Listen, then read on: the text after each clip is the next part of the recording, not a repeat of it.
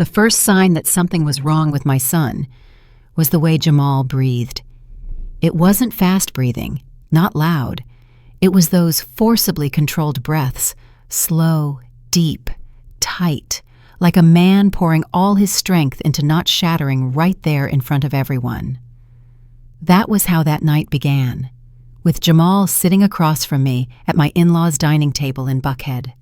His chest rose and fell too quickly for the calm demeanor he was trying to maintain. His eyes darted around more than necessary. His hands trembled slightly, not enough to draw attention, but far too obvious to hide from a mother.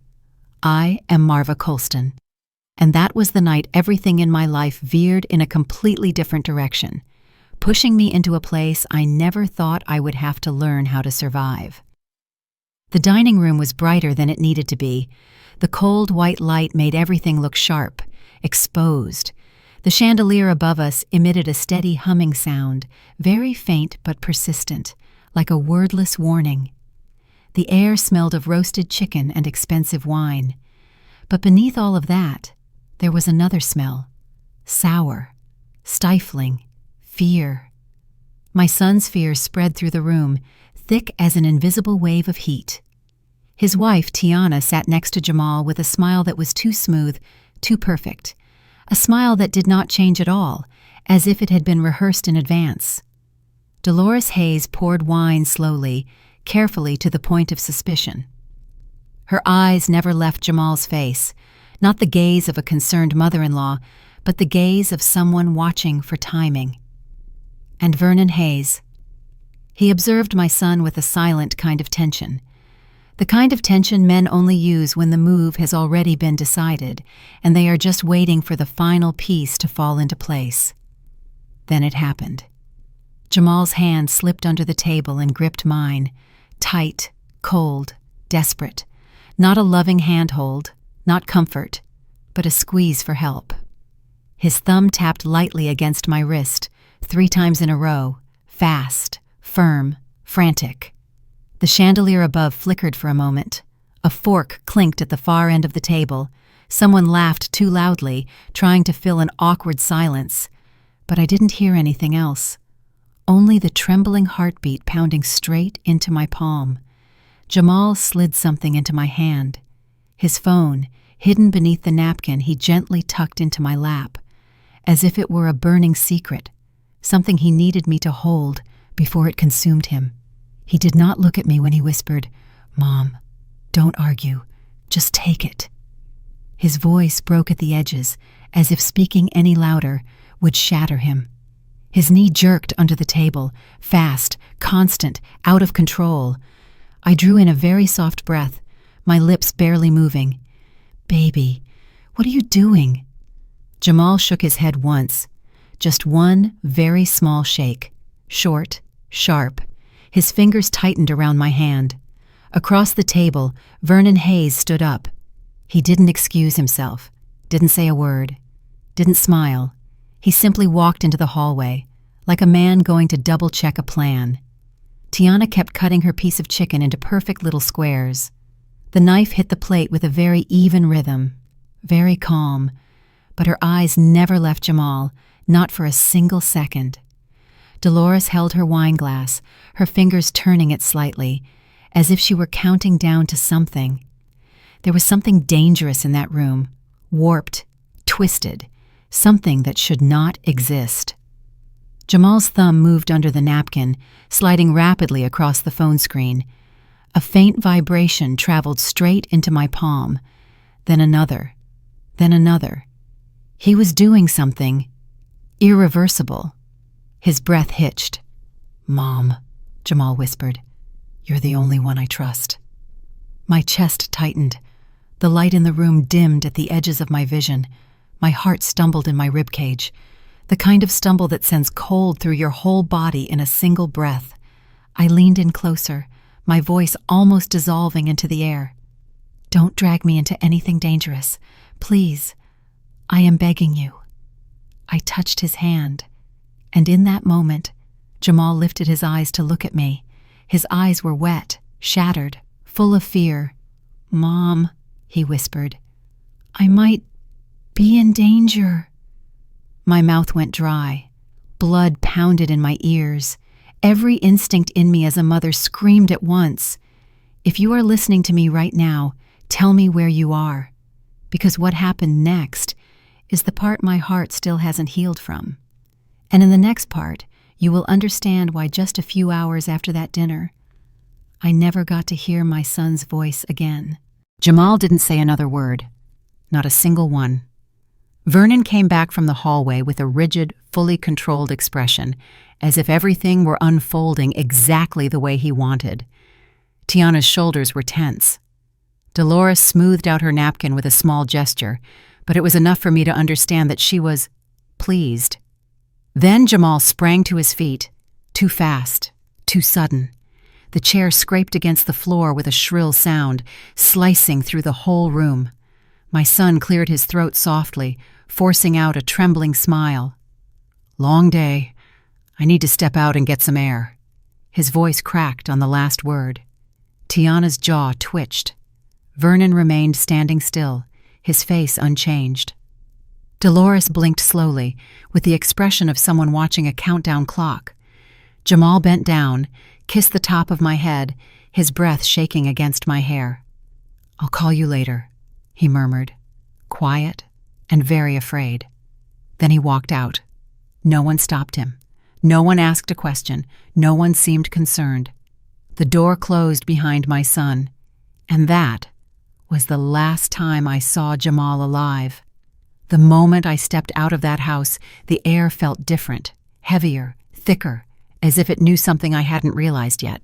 I clenched Jamal's phone inside my purse. The phone felt like it was radiating heat, burning through my skin. I didn't dare take it out. I didn't dare look at the screen. I just walked quickly to my car, sat in the driver's seat, and pressed my son's name before I even fastened my seatbelt. Ring, ring, ring, voicemail. Jamal's voice came on, warm, calm, recorded at some point far before fear had ever touched him. That voice hit my chest like a hammer. I hung up, called again, then again, then again.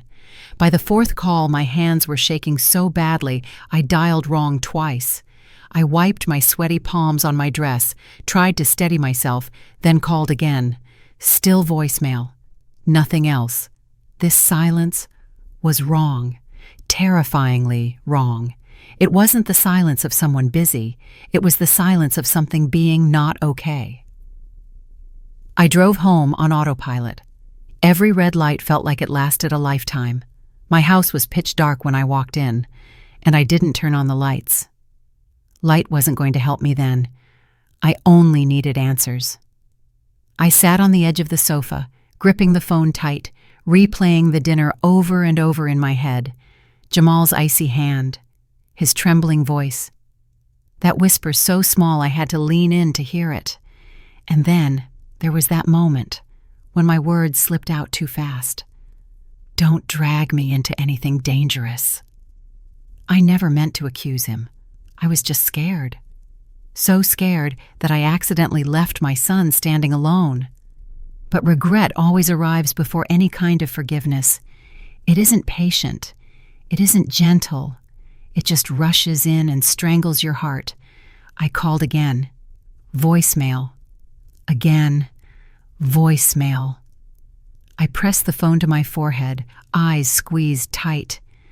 My throat was choked with bitterness, as if guilt were crawling up from inside me. I should have followed Jamal outside. I should have held him back. I should have grabbed my son's hand and taken him out of that house, anywhere, any place, as long as it wasn't there. If you've ever had a night so long that time itself feels distorted, a night when you know something is wrong, but your heart still clings to the faintest bit of hope, then you'll understand what I felt at that moment. And right at that thin border between hope and despair, the story began to turn. Many hours passed without asking my permission. The clock ticked with a strange rhythm, slow but tight with tension. I stared at the front door, as if Jamal could walk through it at any second. When my eyes blurred from not blinking, memories drifted back. Slow, gentle, uninvited, like the nights when Jamal was little, tiptoeing into my room at midnight. "Mom, I had a nightmare. Can you stay with me?" And I was always there. I curled up behind him, rubbed his back, humming until he fell asleep. Years of just the two of us. Those nights eating cereal because rent was too tight. The day of his father's funeral, when Jamal clung to me like I was the only safe place left in the world, and how every time he achieved something big, he looked at me first, as if my approval mattered more than any praise in this world. My son had always leaned on me. Why wasn't he leaning on me tonight, my chest cinched tight? 2:11 a.m., 2:32 a.m., 3 a.m. By 3:47 a.m., my mind finally admitted what my heart had known for a long time. Jamal wasn't ignoring me. Something was wrong, but I kept calling. Even when my battery icon flashed red, even when my fingers cramped up, I still kept pressing Jamal's name, as if repetition could call his soul back. When the phone finally died, the silence became alive. I plugged it in immediately and stared at the black screen until it flickered back on. No missed calls, no messages, no sign that he had read the last text I sent. "Baby, call me back. I'm worried." I didn't sleep. My eyes burned. But my body refused to rest. I sat by the window, watching the sky shift from deep black to charcoal, then to the faintest bruised blue. The world outside began to wake up, birds singing, cars passing, streetlights switching off one by one. Then the phone rang. The sound was so sharp I almost dropped it. I grabbed it with both hands, my heart pounding so loudly I could hear myself. The caller ID was not Jamal. It was an unknown number. The pause before I hit accept felt as heavy as gravity. Then a voice, flat, formal, cut straight through my chest. "This is the police. Your son has been found unresponsive." The drive back to their house didn't feel real, as if the world had tilted at an angle, and I was the only one sliding off its edge. When I turned onto the street where the Hayes family lived, flashing lights reflected off every window pane, smearing green and red across the glass. The officers moved with practiced composure, their voices low, their steps steady, their movements precise, like people who had lived through scenes like this far too many times. I parked crookedly behind a patrol car and stepped out before my car door had even fully shut. A young officer approached. His polite smile was stretched too tight, thin to the point of being fake. "Ma'am, we're handling everything. Please stay behind the tape." But my legs didn't hear the command, didn't hear the law, didn't see the yellow line. My son Jamal was in that garage, and there is no tape, no authority in this world that can keep a mother from stepping closer to her child. "Ma'am," he repeated, lifting a hand to gently block me. "I'm his mother," I said, my voice so hoarse it barely made it out of my throat. That made him hesitate, just for one breath. And before he could speak again, she appeared. Tiana. Her face was wet, but her eyes weren't swollen. The tears sat on her skin as if they'd been placed there, not fallen from somewhere deep inside. She looked at me for exactly 1 second, then turned away as if guilt were a light too bright to face for long. Beside her stood Vernon Hayes. One hand rested on his daughter's shoulder, the other buried deep in his pocket. His calm so complete it was chilling, too comfortable for a scene that should have shattered any father. He turned to the officer blocking me and said, "You don't need her here. The coroner's already checked him." I gripped the edge of the patrol car to stay upright. Vernon walked toward me, his voice softened to the point of being forced. "This was an accident, a tragic accident. Please, go home and rest." I stared at him. His face did not shift, not even a fraction. Tiana leaned into his arm, as if they were presenting a united front, a curated grief, coordinated. The officer beside me cleared his throat, a small sound, but full of meaning, and repeated what he had clearly been told to say. "Looks like your son accidentally left the car running in the garage. Carbon monoxide built up. Unfortunately, this happens quite often. Common. They used that word to describe the garage Jamal never used for anything except storage. I wanted to argue, to scream that they were wrong. But the words got stuck in my throat, not because I believed them. Because saying them out loud would make me fall apart right in front of people who did not deserve to witness my pain. Another official came over, his hand lightly guiding me toward the curb. The touch was polite, but his eyes were cold. Cold in the way of someone following a script, not their heart. I scanned the street. The garage door was closed. Too tight. Too perfect. Too by the book. Then I saw it. Jamal's keys, lying right on the hood of his brother-in-law's car, not hanging from the ignition, not dropped on the ground, but placed there. Neat, still, deliberate. His brother-in-law, DeAndre, walked over quickly and snatched them up. He froze when he saw me staring at him. He glanced at Vernon, whispering something so low most people would have missed it. But pain sharpens a mother's hearing. At least, he signed it. Signed what? My heart pounded so hard my vision blurred, but I kept my eyes locked forward. Vernon put a hand on his son's shoulder, a small gesture, but heavy with control, like a reminder to keep quiet. Then he turned back to me. "We'll handle everything from here," he said, his voice so calm it was frightening. "You should be with family." Family? The only family I had was lying in that garage. I didn't move. My legs refused. The officer tried again. "Ma'am, please. The scene has been secured." The scene. Secured. Accident. The words they used were as clean as a rehearsed speech. Clear. Enough to shut down every question. Tiana wiped her cheek, and her eyes were still, not swollen. "He must have been so tired," she murmured. The sentence didn't match her face, didn't match the situation, didn't match real grief. An investigator pushed a gurney toward the funeral home van. A white sheet covered the body I had once held with my own 2 arms the day he came into this world. The outline of Jamal beneath that sheet shattered something inside me, something that will never heal. I stepped back, my breath shaking, my hand grabbing my purse as if I needed that tiny anchor not to collapse right there. My phone vibrated. I looked down, my vision fogged with tears. Bank alert, funds deposited, $50 million.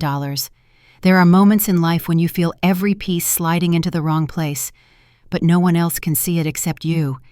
And just when you think the pain is already bad enough, one small detail, one faint signal, will flare up and blow the whole picture apart. In Buckhead that night, the thing that broke me was that number, $50 million. Their house felt strange the moment I stepped inside, not because of the quiet. Houses are supposed to be quiet after a loss, but because nothing in that house bore the mark of grief. No tissues scattered around, no rumpled blanket from nights cried dry, no sign that someone had just collapsed under the weight of losing a loved one. Everything looked too neat, like a house waiting for guests, not a family that had just lost Jamal. A son, a husband. Tiana walked ahead of me, her arms crossed tightly over her chest. She didn't look back, didn't check if I was keeping up with the stairs or if I needed a steadying hand. She just walked quickly, with the impatience of someone trying to get through an obligation so she could return to the life she had planned for herself. "You can take this," she said, pointing to a box placed by the coat rack. "Just some old stuff he didn't need anymore." Her voice carried a sweetness as thin as melted sugar, but there was no warmth in her eyes. I bent down, my hand trembling slightly as I touched the edge of the cardboard. The box was light, far too light to hold 28 years of memories. I lifted the lid just a crack. Inside were papers, a few pens, a dried-out highlighter, and a black notebook with a frayed spine. My chest tightened. Tiana saw my fingers pause on the notebook and shifted her weight, as if she wanted to cover it. "Nothing important," she said quickly. The way she said it made a chilling instinct crawl up my spine. "I'll look through it at home," I said quietly. She nodded, but her jaw clenched, just enough for me to notice. I carried the box out to the car, holding it carefully as if one wrong tilt might shatter something precious inside. Only when I sat in the driver's seat and closed the door did I finally exhale. The air inside that house and in my lungs still held the cold of something deeply wrong. There are times when you step into a house and you just know something doesn't fit. You don't need proof, you don't need words, you just need the instinct of someone who has loved another person with their whole life. And my instinct was screaming. I didn't drive off right away. I set the box on the passenger seat and opened the lid again. The black notebook lay right on top. It wasn't flashy, not mysterious, nothing about it except the quiet of something that had been waiting a long time for the right person to open it. I lifted it, gently, as if it were an heirloom. Jamal's handwriting stretched across the first page, neat, sharp, careful, the same style he'd learned from me when he was a little boy trying to write beautifully for his mother. I ran my finger over the ink. My breath caught. I turned to the next page, short entries, fragmented, but heavy. They suddenly care about how I manage my accounts. Father-in-law keeps asking how much cash I can access. She wants all my passwords for emergencies. They keep asking how much I'm worth. The letters on the page blurred for a moment. I blinked hard. Next page. Father-in-law wants me to sign something tomorrow. Says it's a family plan. Doesn't feel right. I laid my palm flat on the page to steady my shaking. These weren't confessions, weren't emotional ramblings. These were breadcrumbs Jamal had carefully left. Tiny pieces of suspicion he had never dared to speak aloud. Just the kind of man he had always been, thoughtful, cautious, fair. I kept turning pages. An entry dated 2 weeks earlier. She asked again what would happen to the company if something happened to me. Why does this keep coming up? My heart felt like someone had laid a stone on it. I looked at the dates. Every entry had been written before the dinner, before he placed his phone in my hand, before he whispered that I was the only one he trusted. I tightened my grip on the notebook. The air in the car shrank around me, thickening. I flipped faster, following the trail of clues that maybe even Jamal hadn't realized he was leaving. Then my fingers stopped on the last page, the date of the dinner. His handwriting was hurried, the ink darker, as if he had pressed the pen too hard. They want me to sign it tonight. I can't stall any longer. And beneath that, another line. Shorter, heavier, like a final message that refused to call itself a goodbye. But the money is safe with Mom now. The world inside the car fell into a terrifying silence. Jamal hadn't written about fear. He had written about preparation. He knew pressure was coming. He didn't know death would be right behind it. A chill ran straight down my spine. At first, I couldn't even make myself go into the house. I sat in the car, the journal open on my lap, and that last entry burned into my eyes over and over again. The ink was almost still wet. These were his thoughts from just a few hours before the dinner. Thoughts Jamal never got the chance to speak out loud. My fingers shook every time they traced those words. I lifted the journal, pressed it hard against my chest, almost crushing it, as if I held it tight enough, I could pull my son back out from between those pages. A sound broke out of my throat, low, shattered. It wasn't the kind of crying that bursts from the lungs or the throat. It came from my bones, from the part of me that raised Jamal alone, loved him alone, protected him alone, and somehow still failed him at the very moment he needed me most. Because I argued with him. I told him not to pull me in. I told him I didn't want trouble. And now, every breath I took felt like punishment. Eventually, I forced myself out of the car when the sun began to set. The house looked too quiet, too clean, too unbothered, as if it had no idea half my heart was gone. I set the journal on the dining table, wiped my face, then stared at its cover, as if I blinked for too long, it would spring open on its own again. I needed air, not comfort, just air. I stepped outside into the evening breeze, my arms wrapped tight around myself.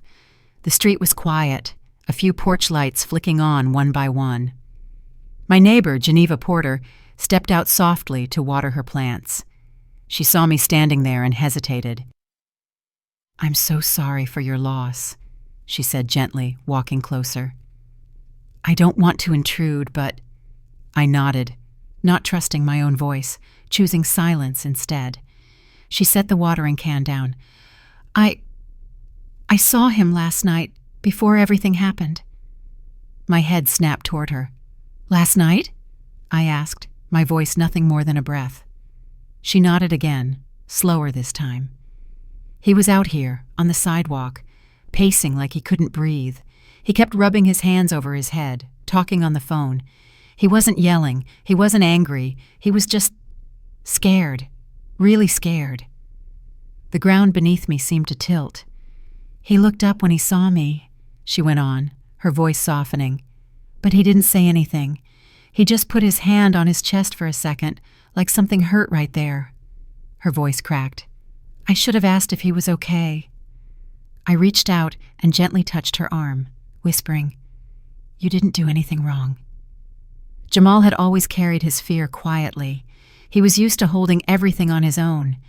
And now, the only person left to untangle every knot in that story was me.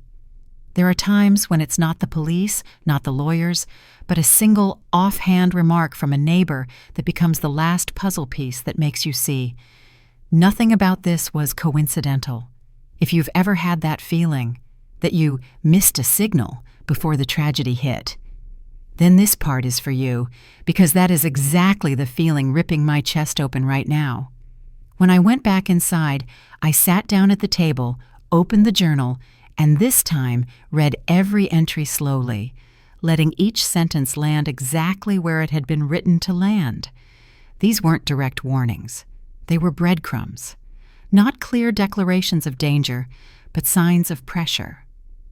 Small things that seemed harmless on their own, but gradually built into a shadow he never had the chance to name. Questions about money, moments of being pushed to sign documents, uncomfortable conversations, shadows slipping into rooms where there should have been only love. The corners of the pages toward the end were slightly curled, as if Jamal had handled them more often, more recently. I turned to the small pocket sewn into the back cover, something I hadn't even noticed before. My fingertip brushed against a neatly folded sheet of paper tucked deep inside. I carefully pulled it out. The page was stiff, brittle, like no one had ever touched it. My heart raced as I unfolded it. Nothing was filled in. No signatures, no checked boxes, only a single bold heading at the top. Marital Asset Reallocation Agreement. Right beneath it, in Jamal's handwriting, faint, as if written in hesitation, almost in shame. "Think about this later." The room tilted slightly, not from shock, but from confirmation. The pressure was real. The fear was real. The plan they had tried to force him into was real. And he had hidden that draft in the only place he still felt safe, in his own thoughts. I held the document with both hands. The edge of the paper nicked my skin, reminding me this wasn't just paperwork. This was motive. This was timeline. This was evidence. The journal lay open beside it, its pages seeming to exhale his truth.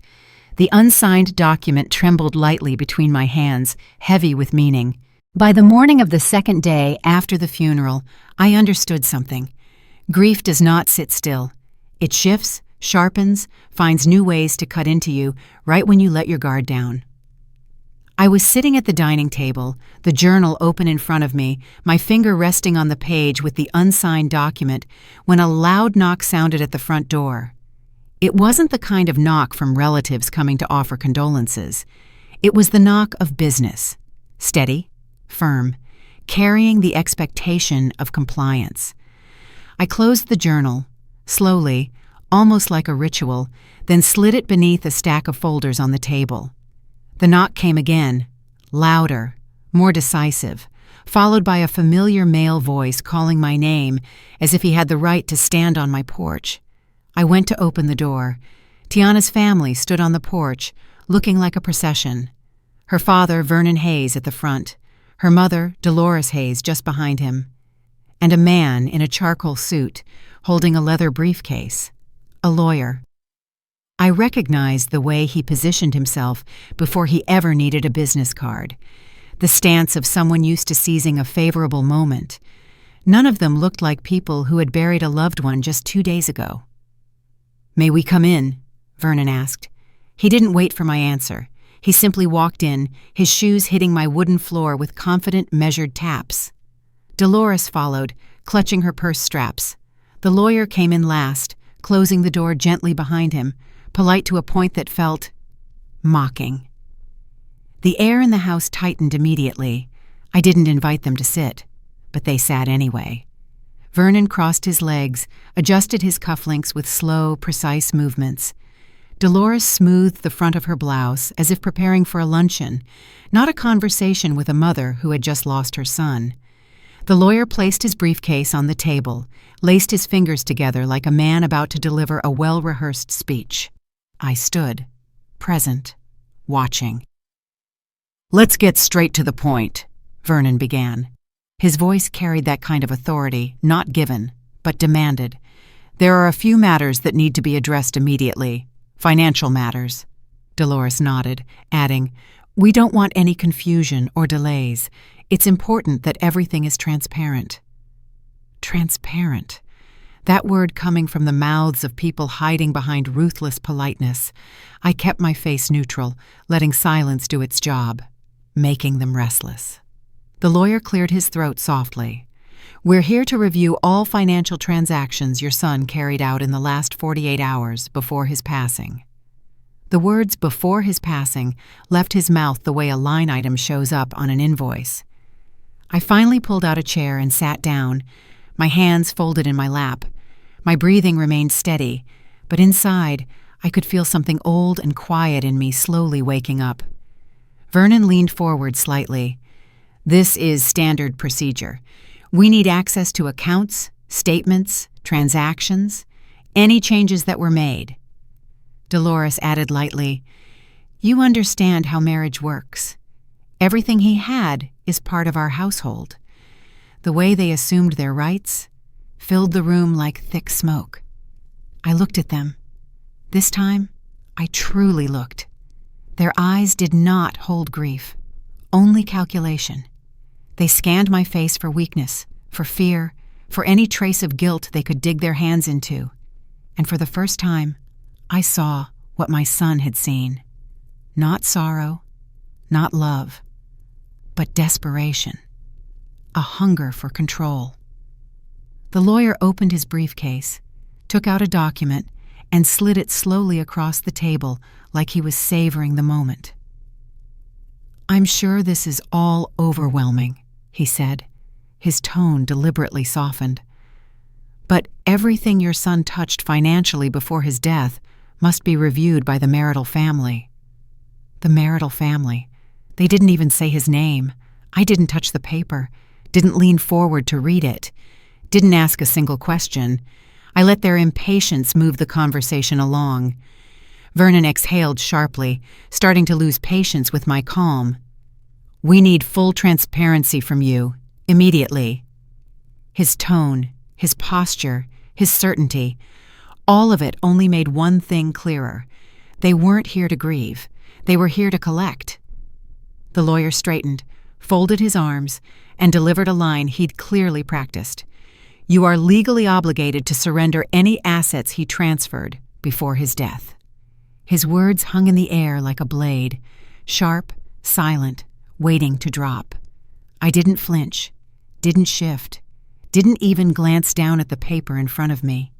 I just sat there, silent. Silence, when chosen, can ring louder than anger, explanation, or grief. And right then, my silence filled every corner of that room. Vernon leaned back, shooting a quick look at Dolores. They wanted to see panic in me. They wanted tears, confusion. They saw nothing, only silence, heavy, steady, controlled. The lawyer cleared his throat again, drumming his fingers against the edge of the document. "We will need your cooperation in order to proceed." I blinked once, slowly, deliberately, but still said nothing. Tiana shifted, clearly irritated in her chair. "We drove all the way here," she snapped, the thin sweetness from earlier gone. "The least you can do is answer." I simply folded my hands tighter in my lap, letting the silence keep piling up between us like stone. Vernon leaned forward again. "You understand your son's obligations, don't you?" His voice carried a sharpened edge, polished enough to cut without ever rising. I stayed silent. The lawyer tried softening his tone once more. "We understand this is a difficult time, but these matters cannot be delayed. Transparency is extremely important." This time, the silence made all three of them visibly uneasy. Tiana cracked first. Her voice burst out, sharp and sour. "He promised me everything, not you." Dolores flinched, her face shifting as her daughter slipped. But Tiana didn't care. Her eyes gleamed with a naked desperation, like someone watching their prize slip away. I looked at her, not to judge, not to pity. I looked at her with clarity. Her words didn't hurt me. They just stripped her mask off. She wasn't crying like a widow. She was reacting like someone about to lose an opportunity. Vernon squeezed his daughter's wrist, yanking her closer. "Calm down," he hissed. The lawyer leaned back, regarding me with a different look now, more cautious. "Mrs. Colston," he said slowly, choosing his words, "we're trying to avoid any unnecessary complications." In my head, the noise of the room faded, making space for another sound. Jamal's whisper, in that dining room in Buckhead, his trembling hand under the table, his eyes red with fear, his voice so small that if I hadn't been his mother, I might never have heard it. "Don't trust anyone, please." Those words were no longer just echoing. They were rooted. They kept my back straight. They kept my words inside my chest, where no one could twist them. My silence was not weakness. It was armor. Vernon exhaled hard, his tone turning colder. "This isn't something you can pick and choose to cooperate with. Do you understand? He was my son-in-law. His life was tied to this family. His assets, his accounts, his investments, they all belonged to the marital estate." I still didn't move. Tiana scoffed, rolling her eyes. "You're pretending not to understand. You've always acted like you mattered more to him than anyone else." She dropped her voice, but the venom stayed. "He told me everything. He promised me everything." That was the first crack, and they all felt it. Dolores nudged her daughter, trying to pull her back. Too late. Tiana's emotions had spilled over, raw and out of control. The lawyer cut in before another reckless word slipped out. "We need to know if he transferred anything, accounts, transactions, assets, anything that changed in the last 48 hours.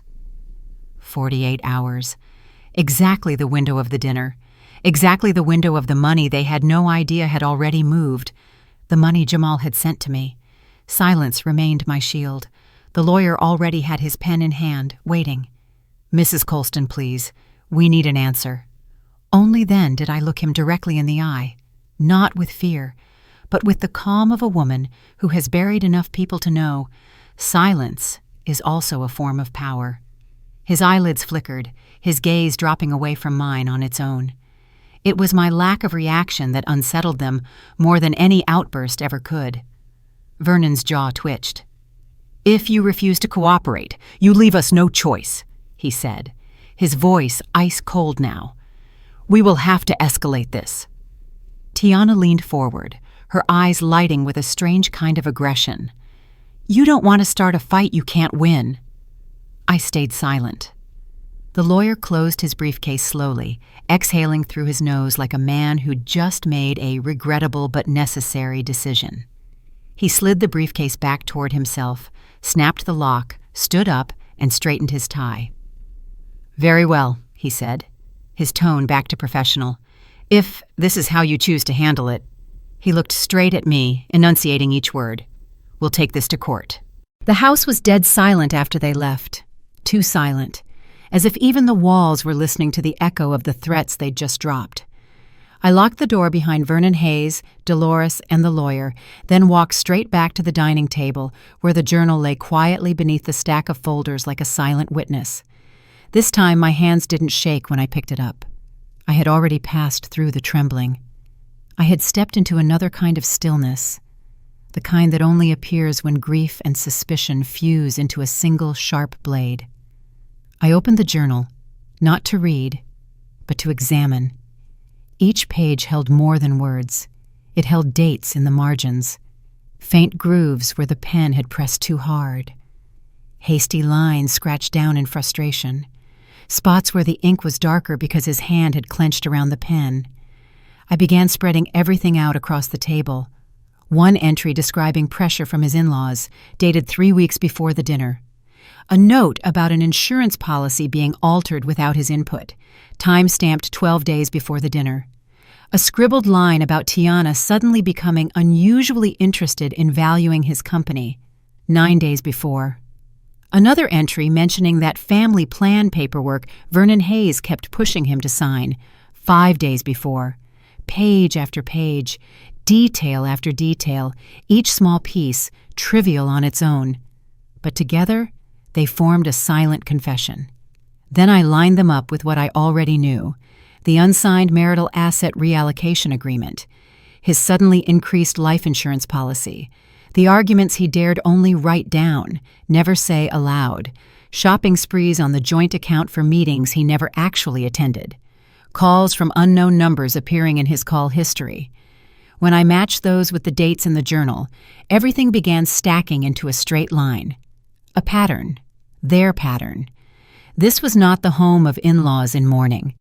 This was the home of people sitting and counting down, waiting for a transaction to complete.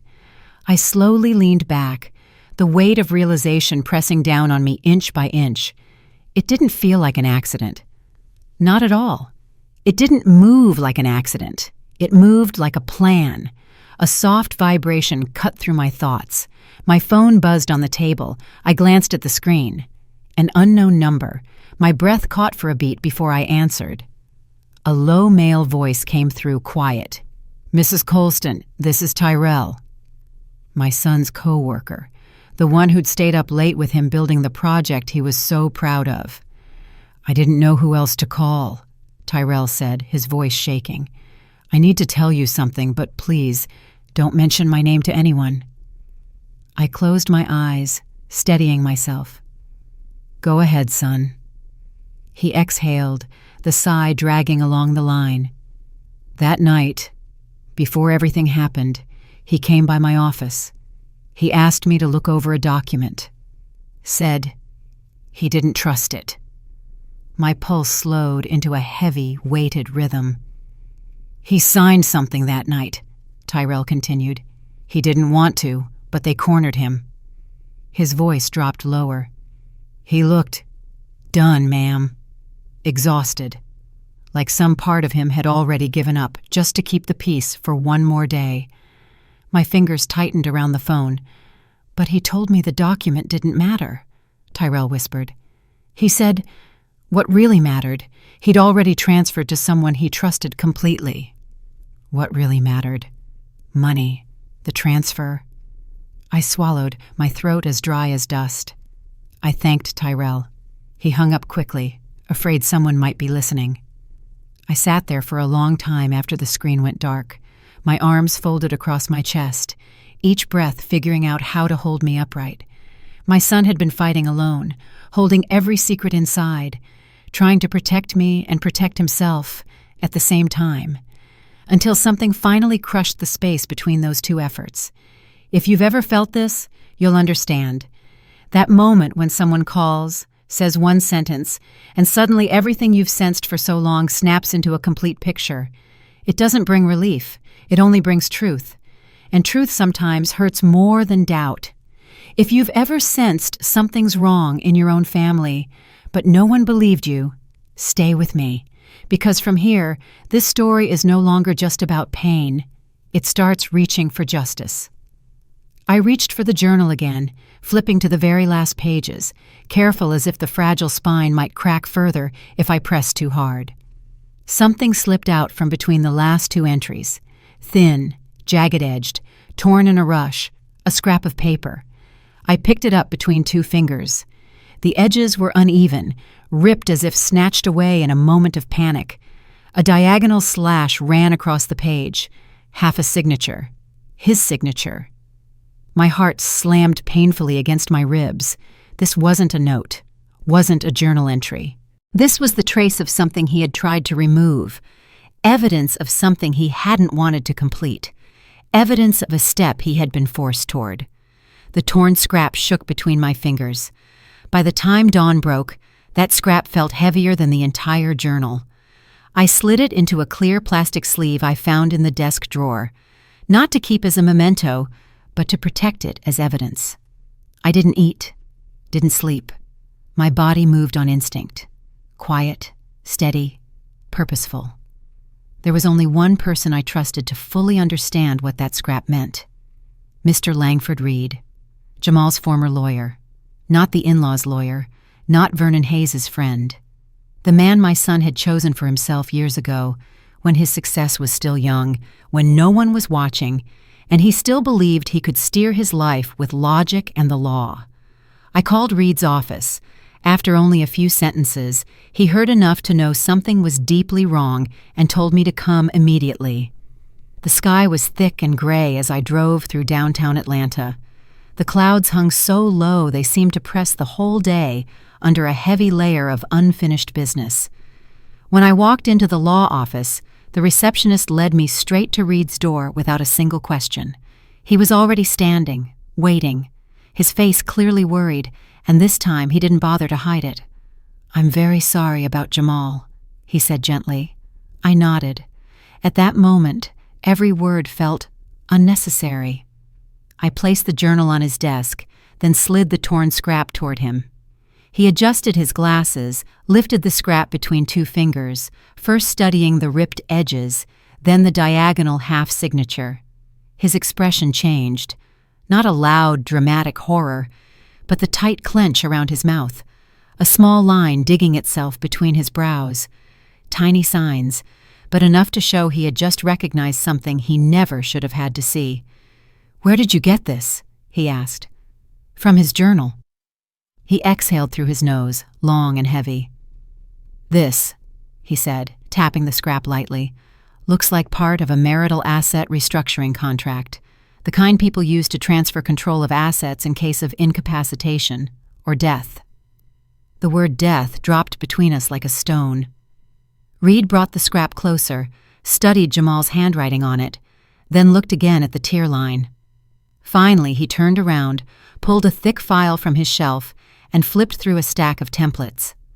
When he placed the torn piece next to one of the forms, the edges lined up perfectly. He closed the folder slowly.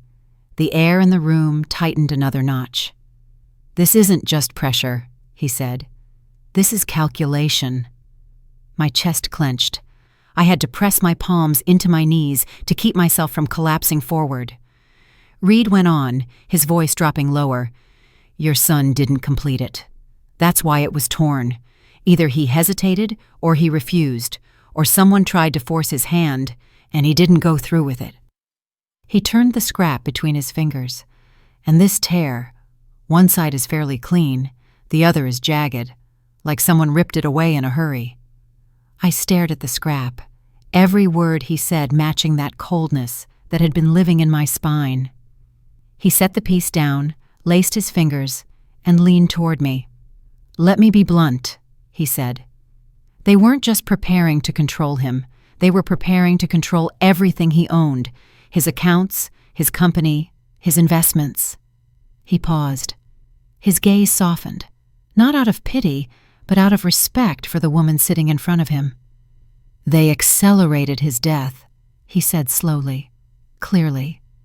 "Everything in that set of documents lines up with what families do when they want to seize control before a will has the chance to stop them." A shiver ran the length of my spine, not from shock, not from denial, but from the feeling of being confirmed, the fragments from the journal, the pressure from Vernon Hayes, Tiana's strange questions, the changes to the insurance, all of it. Fit. I said nothing. This silence was different from the silence I'd held in front of the in-laws. This wasn't silence for self-defense. This was the silence of a mother who had crossed the line from pain into clarity. Reed recognized that. He rested his hand on the journal. "May I look through this?" I nodded. He opened it gently, flipping through pages full of entries. Thoughts my son never had time to speak. The ink changed shades from section to section. Some pages were neatly written. Others were messy, hurried, as if he'd written while his heart was pounding harder than usual. Reed read a few lines, quietly mouthing them, his eyes narrowing as each new detail appeared. Finally, he closed the journal carefully and placed both hands on its cover. "Ma'am," he said, his voice now completely steady, "this is no longer just a personal journal." He turned the notebook slightly so it faced me again. "This journal," he said, each word weighted, "is enough to bring them down." The drive back from Mr. Reed's office was the first time I didn't cry. Not because the pain had lessened. It was still there, heavy as stone in my chest. But because something inside me had shifted, quietly but sharply, like a gear that had been jammed for too long finally locking into place. For days the grief had been choking my throat so tightly I could barely breathe. But tonight, something else slipped into my lungs. Purpose. I set the journal on the passenger seat beside the torn document, watching the pages tremble gently in the stream of air from the vent. My son had left clues he didn't even know he was leaving, tiny dots scattered across weeks, almost invisible until they were laid side by side. And now that I had the full picture, the fog that had hung over me since the day Jamal died began to thin. They hadn't just taken advantage of him. They had built a plan, a timeline, a strategy, and they believed no one would ever piece it together. I turned into the driveway in East Point and shut off the engine. My hand stayed on the key a heartbeat longer before I opened the door and stepped out. The sun was setting, smearing the sky into bands of gold, blue, and purple, a kind of evening that should have brought peace.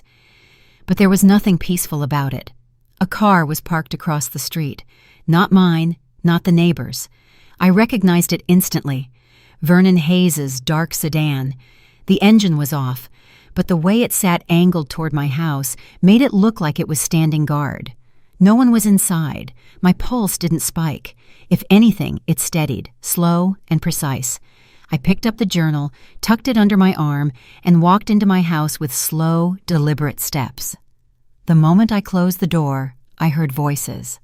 Not from inside my home. From the narrow gap between my house and Jamal's. Their window cracked just enough for sound to slip out into the falling evening. I walked to my side window and eased it open, just a fraction. The voices sharpened. "We need to clean up this mess before anything leaks," Vernon Hayes said. A pause, a sigh, hurrying footsteps. Dolores's voice broke in, low and irritable. "Her silence is costing us control. She's not scared. Something's wrong." Then Jamal's brother-in-law, short, annoyed. "She knows something. I can feel it." My fingers curled into fists in my palms. I kept my breathing even, kept my feet planted, anchoring myself to the floor. Their words didn't shock me. They only confirmed what I already knew. They weren't grieving.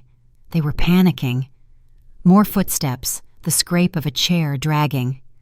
"We have to secure what belongs to us," Vernon growled. "The contract is useless without verification. There has to be another way." Another way. Now their desperation wasn't theoretical anymore. It had shape, edges, structure. I let their voices fade as I backed away from the window. My heart rate settled again. Not calmer, clearer. I grabbed my purse, locked my door, and cut across the small patch of yard between our two houses. Their front door was ajar, as if someone had just stepped out and meant to come right back. The foyer light spilled a strip of yellow across the steps. I stood on the threshold and listened.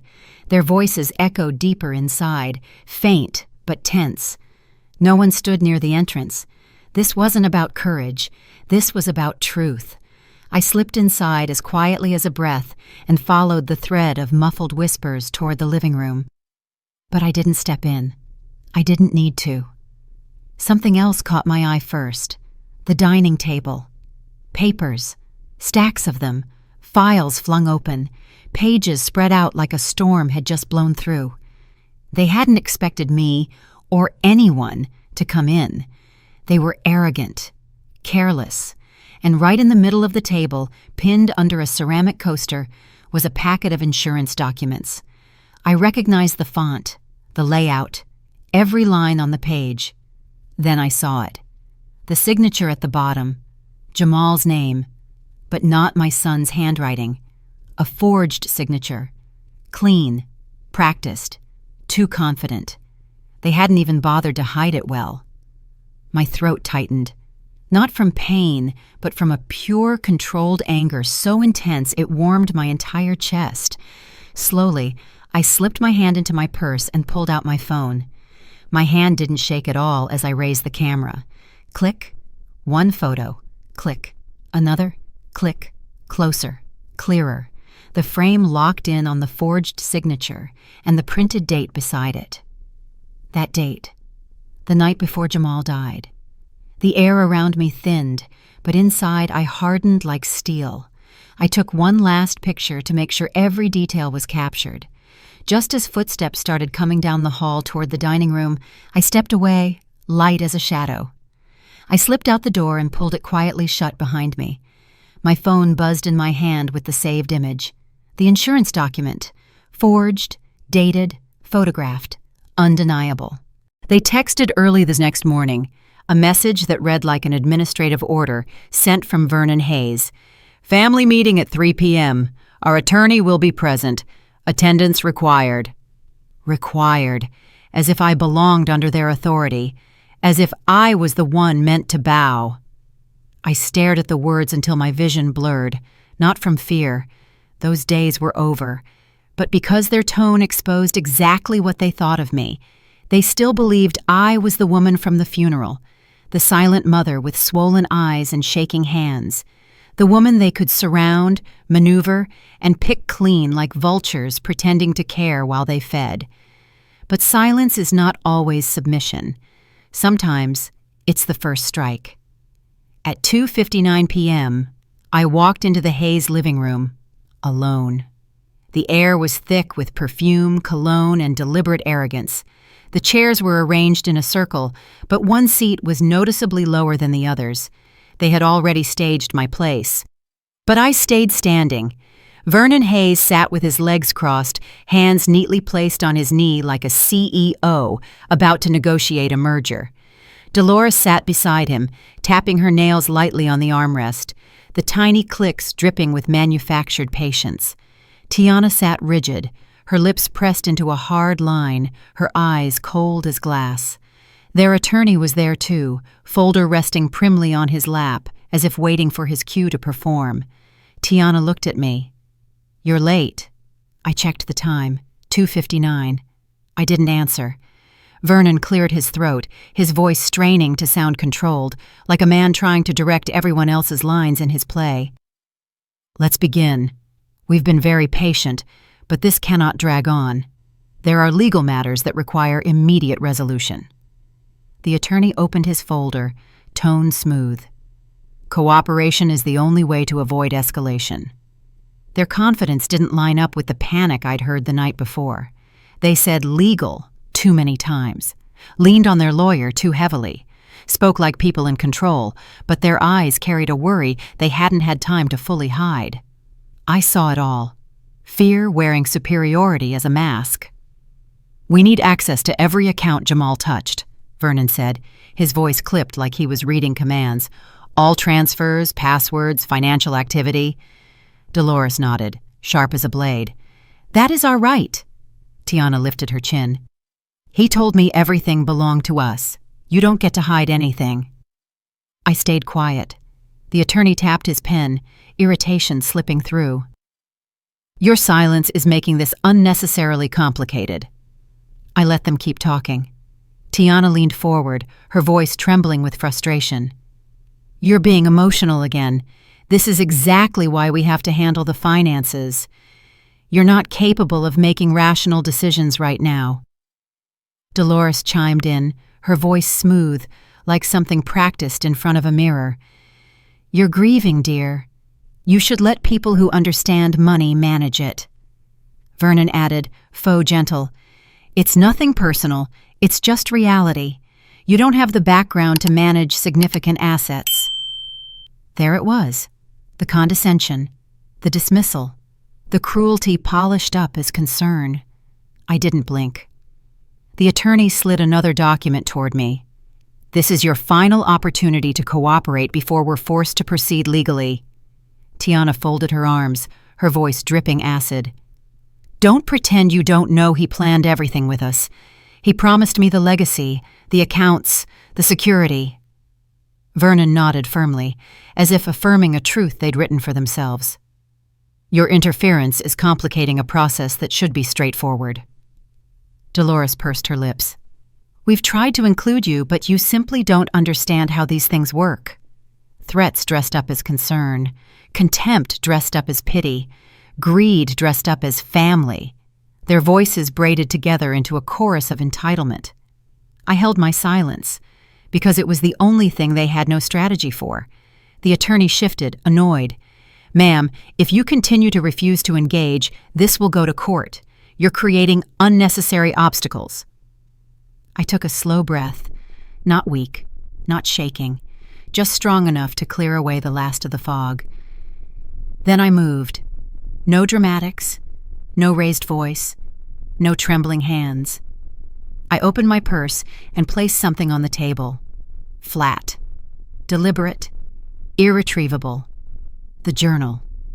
The worn, dark cover caught the light, pulling the air right out of the room.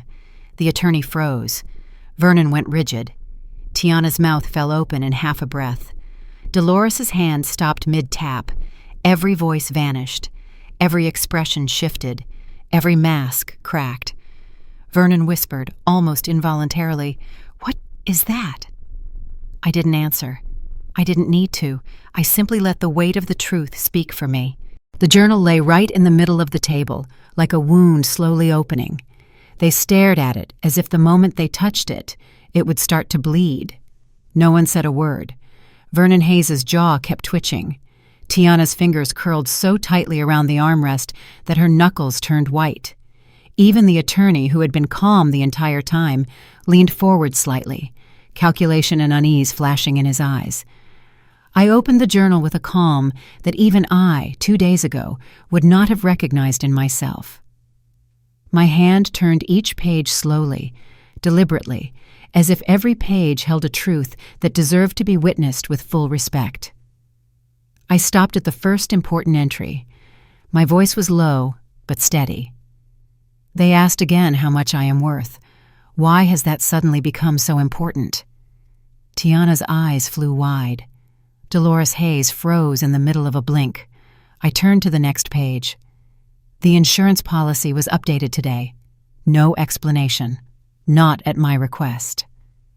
A fine hairline crack split across the composure on Tiana's face. The attorney leaned in, about to speak, but I raised my hand, stopping him with a silence that needed no words. I kept reading, not giving them a chance to pull the air back toward themselves. "Father-in-law pushed a stack of papers at me. Family plan," he said. "It doesn't feel right." Tiana jerked in her chair, her face flushing, not from outrage, but from guilt being dragged out into the light. Another page. "She wants all my passwords. Says it's in case of emergency. Why now?" I set the journal down. I didn't close it. I didn't hide it. I just left it there, wide open. Then I lifted my head and looked at each of them in turn. Their faces looked as if someone had drained all the color from them. Their polished arrogance fell away in strips, like an expensive coat being peeled off to reveal torn fabric underneath. I flipped to the page dated 5 days before the dinner. Insurance changed again. Payout higher. I never agreed to it. Vernon tried to speak. This is completely out of context. I slid a stack of printed photos across the table toward him, cutting his sentence in half. Insurance documents, a forged signature, dates printed clearly. Their attorney snatched the photos up almost too quickly, as if grabbing them faster might make the truth printed there disappear. His face tightened when he saw the signature. My son's name. But not Jamal's handwriting. I turned one more page. He wants me to sign something tomorrow. Says there is no other choice. I feel cornered. Tiana gave a small, sharp sob. Her father shot her a warning look, but she could no longer keep the already cracked mask in place. Dolores finally managed to drag her voice up out of her throat. "You're twisting everything," she whispered. I ignored her. Page after page, entry after entry. The journal unfolded into a whole pattern they had never imagined anyone would be able to assemble. Pressure, questions, an unnatural fascination with money, those sudden increases in insurance, fake paperwork, arguments behind closed doors, phone calls, quiet movements in the night, last-minute demands that Jamal sign something important. Every one of their steps had been sketched in ink on paper. The attorney swallowed hard. These entries could be interpreted in many different ways. I reached into my purse again and laid something else on the table, a clear plastic sleeve with a torn sheet of paper inside, half a signature still clinging to it. The attorney stared at it, his pupils tightening. Horror, no longer fully hidden, crept up the lines of his face. He didn't want to sign it, I said softly. He tore it up. Vernon Hayes lunged forward. That doesn't prove anything. I looked straight into his eyes, calm, unmoved. Then I turned to the final entry, the one dated the same night as the dinner. The pen strokes were darker there, the ink pressed deep, as if he had pushed down so hard the pen nearly broke. They want me to sign it tonight, but the money is safe with Mom now. Tiana's breathing hitched. Dolores brought a hand to her mouth. Panic flared in Vernon's eyes before he had time to bury it. Their attorney shut his folder, every movement heavy. No more counter-arguments, no more clever lines. Only defeat. I laid my hand on the journal, smoothing the edge of the page as if I were soothing a child. My voice was not loud and not shaking. It simply carried the piece of truth my son had not lived long enough to speak for himself. You planned to take everything, I said slowly, but my son saved it by placing it in his mother's hands. For a few seconds, no one in the room could breathe. The journal lay open between us like a verdict. The photographs of the forged signature gleamed under the ceiling light. And my in-laws, the 3 people who walked into this room believing they held all the power, now sat there, frozen, stripped of every layer of confidence. I stood up, gathered the journal, the photos, and the torn page, and placed them all back into my bag. "I'll tell you just one last thing," I said, my voice as steady now as it had been at the beginning. Vernon tried to stand, but his legs no longer obeyed the arrogance on his face. "My son trusted me with his truth," I went on, "and I protected it." I walked toward the door, then paused, turning back to look at them one last time. "My attorney is waiting," I said. "The police will have everything before today is over, all of it.